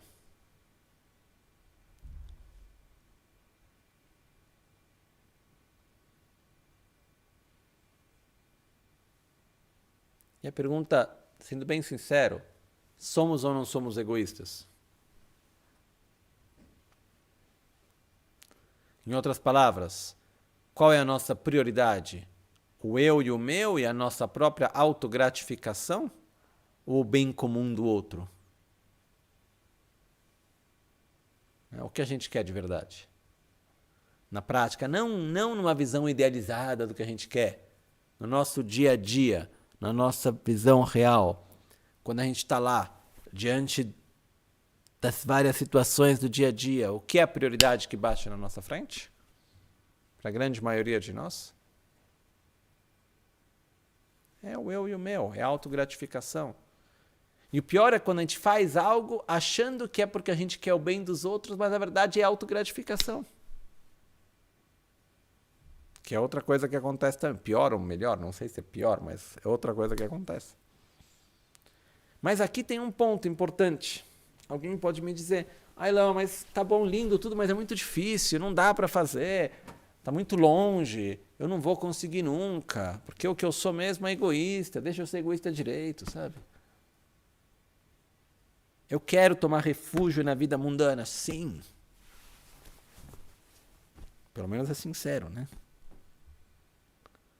Mas um dos aspectos grandiosos do Dharma, que Buda e todos os mestres que vieram depois nos ensinaram a usar o nosso egoísmo como meio para sair dele. Em nenhum momento, em todo o caminho do Dharma, pede-se para que a gente seja algo que a gente não é. O que se pede é que nós possamos nos direcionar para ser algo que não somos. E não para que sejamos já algo que não somos. Não sei se é claro essa diferença. Em nenhum momento é colocado a obrigação que você deveria ser algo que você não é. Em nenhum momento é trazido isso. Você deveria ser generoso e você não é. Você deveria ser calmo e você não é. Você deveria ser pacífico e você não é. Você deveria ser isso e você não é. Não. Você não deveria ser nada diferente daquilo que você é. Absolutamente não. Tá tudo bem. Porém, você deve direcionar o teu ser para ser algo melhor. Não sei se é claro isso? Essa diferença. Então, a gente acolhe o nosso estado e nos direciona para ser algo melhor. Por isso que a gente tem que, primeiro, o único caminho para ir além de uma visão egoísta, estando dentro de uma visão egoísta, porque o ponto é isso, como que eu faço para desenvolver uma visão altruísta se eu sou egoísta? Como eu faço de verdade? A única maneira é compreendendo, não só conceitualmente, mas profundamente, que egoisticamente falando, não dá certo ser egoísta.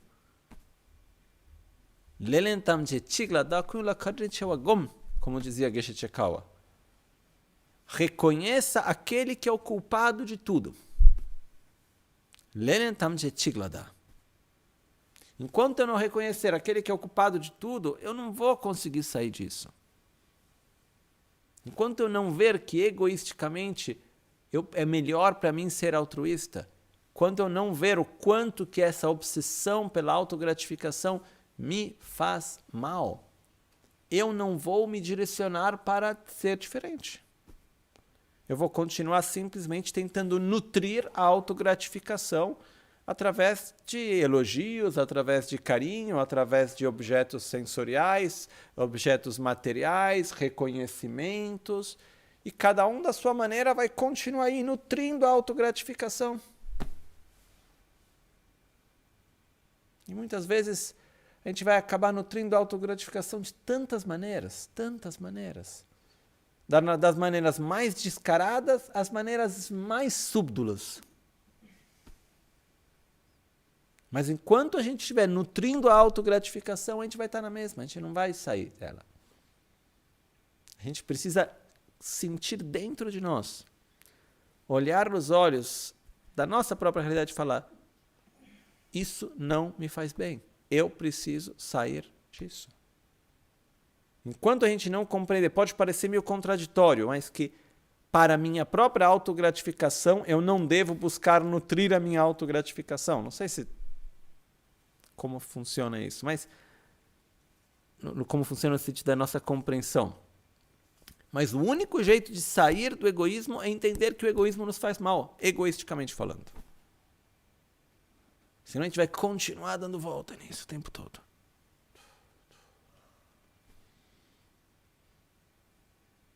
Então, muitas vezes se perguntar o que eu quero, mesmo no caminho espiritual, o que eu estou à busca?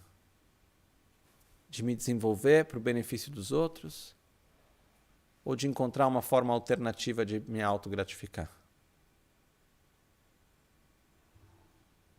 Porque se é isso,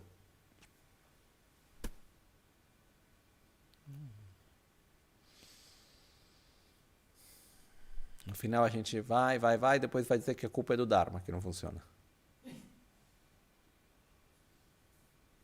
Claro, tem o pré-requisito, não está aí. Não, o budismo não funciona, o Dharma não funciona, nada, isso, aquilo, etc, etc. Por quê? Porque a gente ficou dando volta no mesmo. Por isso a gente tem que, de verdade, olhar e tem um processo aí de sinceridade com a gente mesmo, né? Eu me lembro uma vez que o Rinpoche estava no Brasil, e eu não me lembro exatamente que alguma iniciação e retiro que o Rinpoche estava dando no Brasil, talvez foi retiro de Kala Chakra, e eu estava fazendo retiro de Yamantaka no Nepal. Né? Que eu tenho a câmera na minha frente hoje, porque se estivesse no Gompa com todo mundo, alguém talvez se lembrasse disso. E eu falei um momento com o Rinpoche, eu falei com alguém, não sei se foi diretamente com o Rinpoche, acredito que foi ele, e alguém me perguntou, então, como foi o retiro, alguma coisa assim, eu passei lá, foram 6 semanas de retiro, pelo menos 8 semanas, 6 semanas, alguma coisa assim, sozinho, sem ver ninguém, foi uma experiência linda. Mas no final de tudo, eu tive 2 conclusões para mim, fundamentais daquele retiro. Que o que nos falta não é um método. A gente tem métodos maravilhosos, ensinamentos incríveis, instrumentos extremamente válidos. Mas a gente precisa ter sinceridade com a gente mesmo e concentração. Porque se falta sinceridade com a gente mesmo, a gente tem uma capacidade incrível de se enganar. Incrível. A gente pode estar lá, passar horas meditando, fazendo coisas lá super, e aprendendo Dharma, e fazendo coisas maravilhosas, fazer todo o puja memorizado. A gente vai lá e podemos explicar todos os ensinamentos de Buda, toda a filosofia do começo ao fim. Mas para quê? Depende de cada um. Mas se eu estou fazendo isso para nutrir a minha autogratificação, aí, como se diz nos ensinamentos de Lojong, você está transformando os deuses em demônios ou está comendo comida poluída, comida envenenada. Não funcionou. Melhor fazer pouco puro, que não é óbvio. Mas para isso a gente tem que poder olhar. Por isso que essa sinceridade com a gente mesmo ela é fundamental. Uma coisa muito importante que a gente precisa sempre nos lembrar é que a nossa prática espiritual não é para ser mostrada para o mundo. Ninguém aqui tem que ser um bom budista. Ninguém tem que ser um bom budista. A gente tem que ser um bom ser humano. Antes de mais nada. A gente está aqui para que a gente possa crescer interiormente. Não para ser algo que dentro da visão dos outros. Não sei se é claro o que eu estou dizendo. Por isso essa sinceridade na nossa prática é fundamental. E outro aspecto fundamental é a concentração, porque a gente tem métodos maravilhosos de visualizações e de sadhanas incríveis. De verdade, métodos assim que eu já estudei muita coisa, eu já vi muitas técnicas dentro de várias tradições religiosas, espirituais, budistas, não budistas. Não conheço tudo, conheço muito longe de conhecer tudo, mas já vi muita coisa. E as técnicas que a gente tem no budismo Vajrayana são incríveis. Efetivamente são incríveis. Mas elas requerem sinceridade, correta motivação e requer concentração. Então, são coisas que a gente tem que desenvolver através do nosso próprio dia a dia. Mas o ponto de hoje não é a concentração, que é outro capítulo, que é importantíssimo também. Mas é a sinceridade com a gente mesmo. Isso eu acho que, de verdade, faz toda a diferença. A gente poder se olhar, sem ter que ter uma visão crítica de si mesmo. Olha como eu sou ruim, eu não sou verdadeiro, ou isso, ou aquilo. Mas poder se olhar e falar, tá bom, o que eu quero para mim? E saber se olhar e falar, tudo bem, eu quero coisas diferentes, eu sou incoerente, eu sou confuso. Quem não é? Poucas pessoas, poucos seres que eu conheci até hoje não são confusos. Porque a gente tem momentos no qual a gente é tocado, tem coisas que a gente sente, uau, que legal, eu preciso disso, mas aí depois a gente tem todos os condicionamentos que vão numa direção oposta. E é normal que a gente tenha confusão. Mas a gente tem aqueles momentos de clareza. E aí a gente segue. Tem coisas que a gente coloca num nível acima e a gente segue. Mas a gente precisa ter essa sinceridade com a gente mesmo. Isso eu acho que é fundamental e é importante no nosso dia a dia. Então,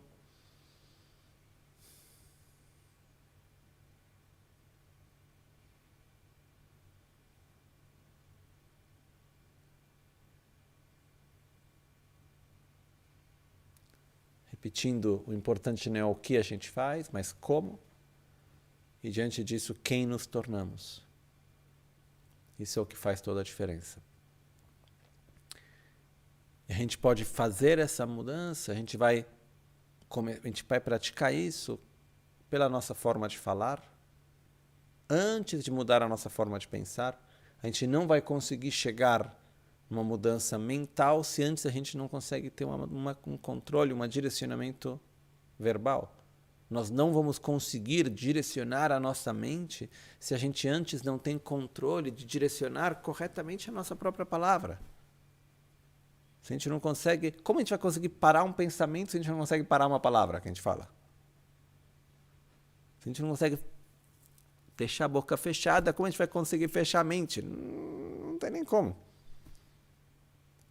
Quando a gente começa a ter um mínimo controle da nossa palavra, aí isso vai dando a força e vai nos ensinando a poder ter controle da nossa mente também. Isso é super importante. E a mesma coisa do nosso corpo, como eu vou interagir fisicamente com as outras pessoas, etc. Isso são coisas que são importantes, né? Isso me lembra, como dizia Shantideva, no Bodhisattva Charavatara, em relação com que o corpo faça as coisas certas. Shantideva, falando para o próprio corpo, dizia: então, eu te dou comida, eu te dou descanso. Agora tem que fazer o que eu quero, né? Não vem com história, não quero, estou cansado. Estou te dando o que você precisa. É como ele usava a metáfora como dizendo, se tem alguém que trabalha para mim, estou te pagando o seu salário, agora tem que fazer o trabalho, né?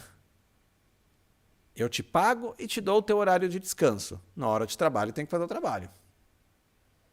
Então, está na hora de sentar e meditar. Não quero, não tem isso. Está cansado? Não. Teve o descanso? Teve a comida? Teve. Agora vai. Vamos lá fazer o que tem que ser feito, né? Então é um pouco essa atitude de dizer, a gente encontra um monte de desculpa, mas a gente tem que ir para frente, a gente tem uma razão maior, tem um objetivo que está por detrás. E o meu ponto de hoje principalmente era esse, que é a importância de a gente sempre poder estar voltando para uma visão de mundo que contemple um objetivo que transcende o eu e o meu. Eu sei que é difícil, eu sei que a gente já falou disso várias vezes, mas é sempre importante a gente voltar. E aquilo que Buda nos transmitiu, que a gente está aqui para compartilhar.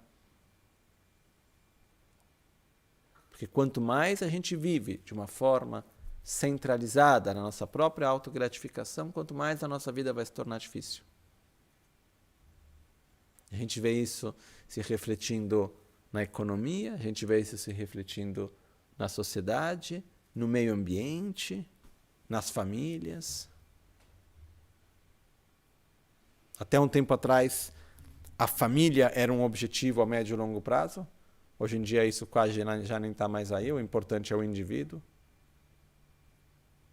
Tem várias coisas que a gente vai vendo que quanto mais vai centrando no indivíduo, mais difícil vai ficando. Então, a gente precisa de verdade observar, se questionar e se direcionar. E não é uma coisa que vem de um dia para o outro, e por isso que a gente precisa também, repito uma vez mais, cuidar das influências que a gente recebe. E por isso que eu peço que a gente tome um cuidado especial com o uso dos instrumentos de comunicação que a gente tem. Porque o instrumento de comunicação não é para fora, é para dentro. O problema não é que a gente pode, através do nosso celular, comunicar ao mundo. Porque a gente está recebendo, e a gente acaba sendo manipulado de uma forma incrível. Né? Hoje, por exemplo, eu falei com uma pessoa sobre uma coisa de publicar um livro, etc. E o que me deixou assim um pouco não mal, mas algo não está no seu lugar, é que todo o discurso está em volta de como fazer para vender mais para ganhar dinheiro. Mas eu não estou nem aí com isso. O meu objetivo não é esse, porque vai ganhar merreca e nem é isso. Entendeu? Se eu quero fazer dinheiro, eu vou fazer outra coisa. O que eu quero é poder compartilhar e levar algo que é de benefício. Ponto.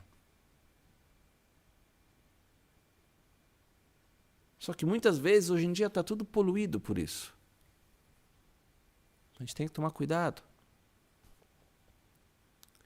E muitas vezes a comunicação está poluída pela autogratificação.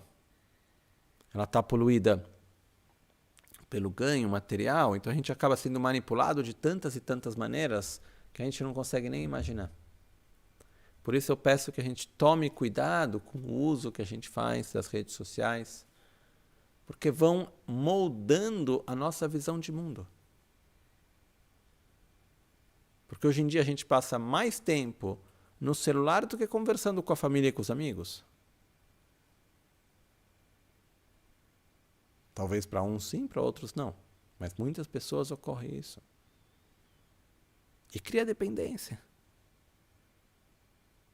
Isso principalmente em relação com a prática da meditação e o caminho espiritual em si. Eu tenho certeza que dentro do Vinaya, dos votos monásticos, se fosse hoje, Buda colocaria alguns bons votos em relação a esse objeto. Porque cria dependência. Onde está lá para meditar e cadê a mente? Não, lá no celular. É a informação que eu vi e naquilo que eu quero saber. E se a gente observa como as redes sociais estão, eu de verdade me vem a dúvida se quando eu olho, quando a gente coloca algo para o mundo, é porque a gente quer compartilhar algo ou é porque a gente está buscando autogratificação? Desculpa se eu coloco assim, mas é uma coisa que me vem a dúvida. Então, a gente precisa se perguntar para cada um de nós. Isso é importante. Mas o que eu peço, de novo, é que a gente tome cuidado com as informações que a gente recebe. Eu não sigo nenhuma teoria da conspiração. Não estou falando disso. O que eu estou dizendo é que nós somos influenciáveis. E a gente tem que se proteger porque as informações que a gente recebe vão moldar a nossa visão de mundo. E qual é a visão de mundo que eu quero ter? É a consequência daquilo que eu vou ler, daquilo que eu vou ver, daquilo que eu vou escutar, daquilo que eu vou experimentar e vivenciar. Então está na nossa mão. E não pensem que são super-homens e Mulher Maravilha.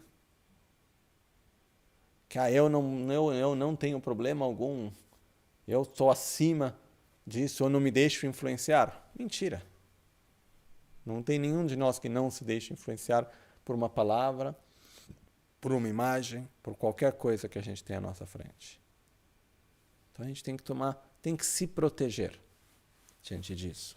Utilizar de uma forma virtuosa, de uma forma que crie uma interação positiva. Mas tomar cuidado diante disso tudo. Mesmo porque, para que a gente possa ter um entendimento do mundo melhor, para que a gente possa ter um entendimento da gente mesmo, para que a gente possa ter um entendimento do outro, a gente precisa de silêncio.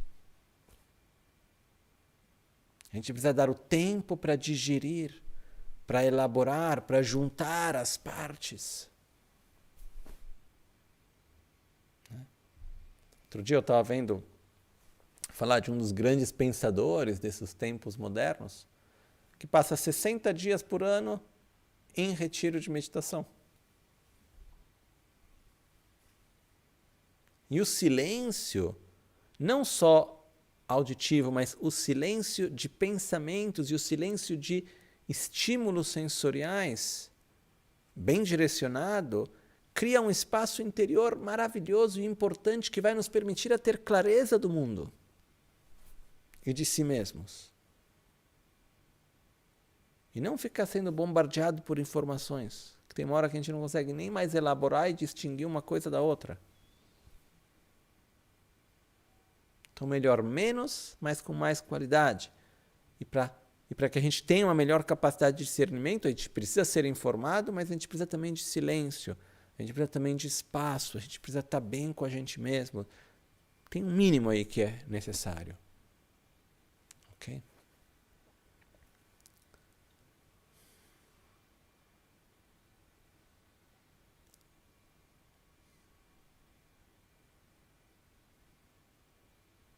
Por isso eu peço que cada um, dentro da própria capacidade, dentro do próprio tempo, dentro do próprio espaço, coloque um pouco de energia para aquilo que é positivo e virtuoso na própria vida. Sem pensar, eu não vou conseguir, é demais da conta para mim, não vai dar certo. A gente tem que começar com algum lugar, alguma coisinha que vai nos ajudando. Isso é super importante. Ok? Acho que isso é tudo por hoje. Eu espero muito o quanto antes poder ter a oportunidade de estarmos juntos, não através de uma câmera, mas fisicamente, pessoalmente. Para mim é um esforço bastante grande dar ensinamentos sem ter a presença física de todos, porque desde que eu comecei sempre foi uma coisa de uma troca. E é um pouco mais difícil. Eu tento imaginar cada um em casa, lá escutando, eu tento imaginar cada um, etc. Mas é diferente do que ter essa troca verdadeira na frente, um com o outro. E vamos ver, agora a gente não sabe exatamente este momento histórico que a gente está vivendo. Todo momento é histórico, mas esse é um pouco diferente, né? Mas a gente poder voltar a viajar, estar juntos, etc. Eu não sei exatamente quando isso vai ser, mas eu dou minha palavra que apenas quando tiverem as condições mínimas necessárias eu vou ir ao Brasil. Isso para mim é super importante, né? Vamos ver de pelo menos também nos encontrar, pelo menos online, dar ensinamentos online em português uma vez ao mês. E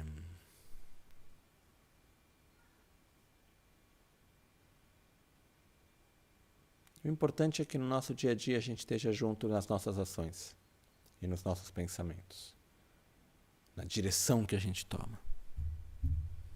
Isso é o mais importante de tudo, ok? Então vamos, antes de terminar, recitar juntos a prece que foi escrita por Trijang Rinpoche para o que é chamado em tibetano Nyurjun Söldep, que é o veloz retorno, né? Que é para que a gente faz esse pedido, essa prece dedicado principalmente para que a gente possa gerar os méritos, criar interdependência positiva. Não é porque a gente tem que pedir que o Rinpoche reencarne o quanto antes, porque se a gente não pedir ele não vem, não é isso. Mas é o fato de nós criarmos os méritos, de nós criarmos a interdependência positiva para poder continuar a ter essa troca. Porque isso é uma outra coisa importante da gente talvez entender. A manifestação, como posso dizer, mais magnífica, se quisermos usar essa palavra, que um Buda pode ter, é a manifestação em carne e osso para nós. Não é a manifestação num corpo de luz. Se a gente visse o corpo de luz de um Buda, a gente falaria, uau, que incrível, que coisa mais maravilhosa, etc. Mas a mais importante, a mais potente de todas as manifestações é em carne e osso, num nível que a gente possa ver, escutar e tocar. E é por isso que a gente pede, manifeste o seu Nirmanakaya.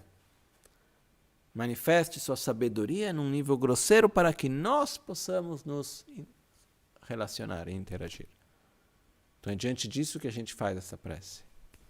Não para o nosso próprio bem, também, mas a maioria de nós, todos aqueles que encontraram o Rinpoche, que tivemos com ele, o Rinpoche deu para cada um de nós aquilo que é o bastante para essa e para as próximas vidas. Mas a gente pede que o Rinpoche volte a se manifestar num nível grosseiro, num corpo físico, para o benefício de todos os seres. Desta e das gerações futuras que vão vir também. Ok?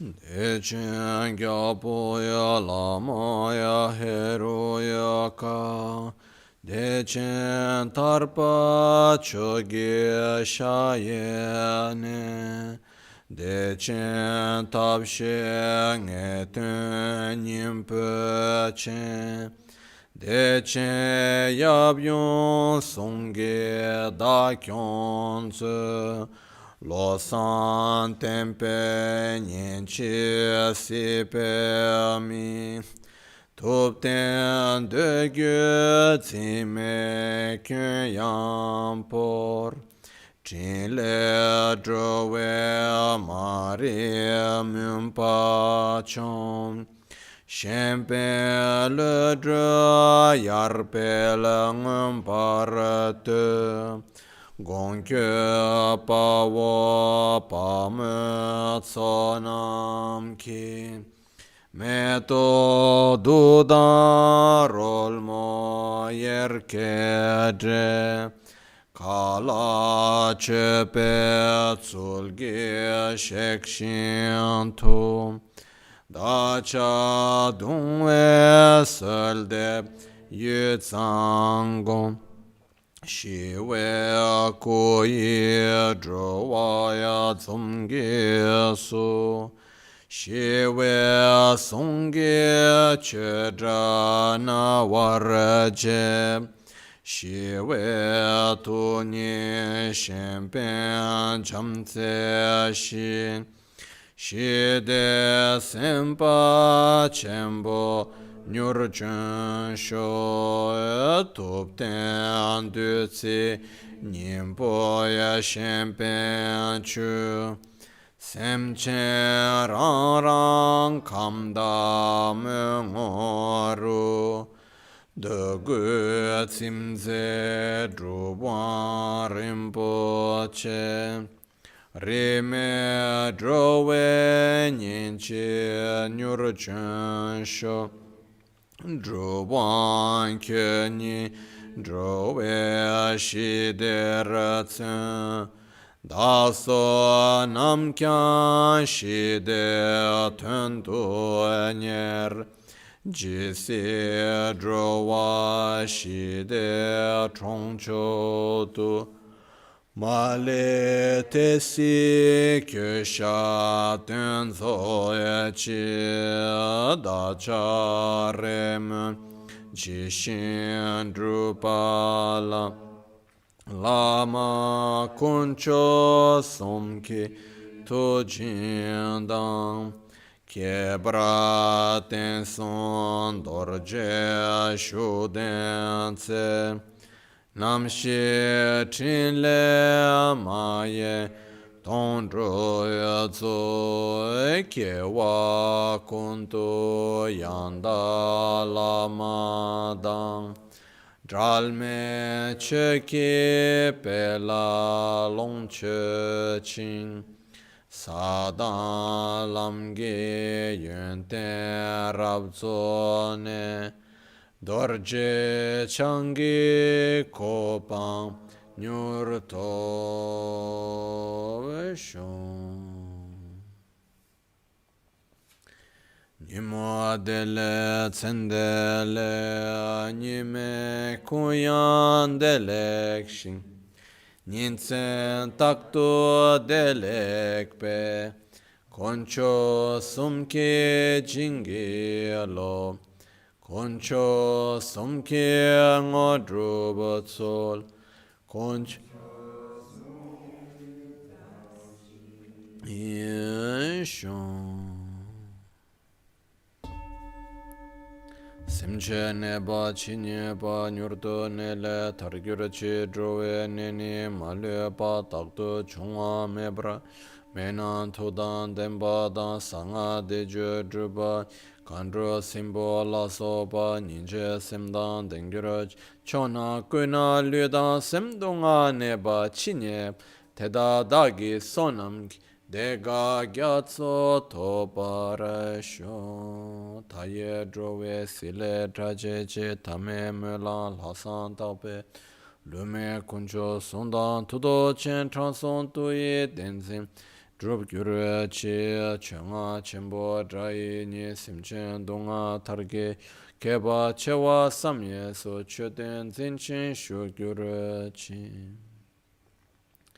Sema chosu dru che lam tu dru lam la parche mi yon wa re shu.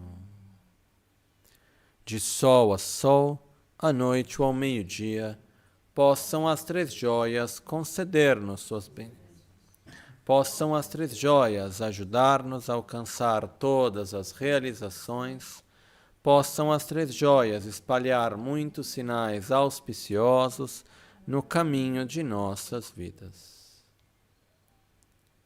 Possa a mente tornar-se o Dharma, possa o Dharma tornar-se o caminho, possa o caminho estar livre de interferências.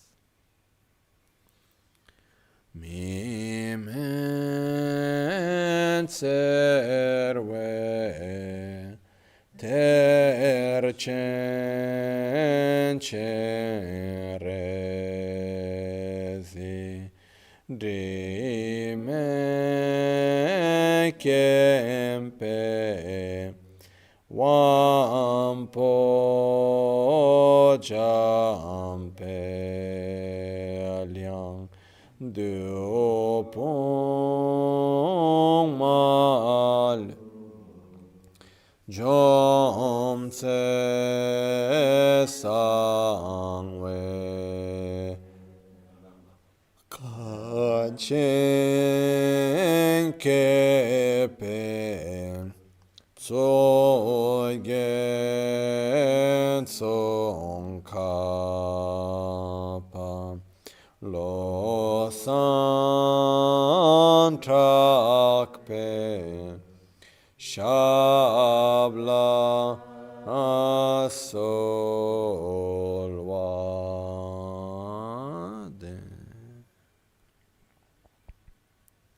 Cześć, tyle.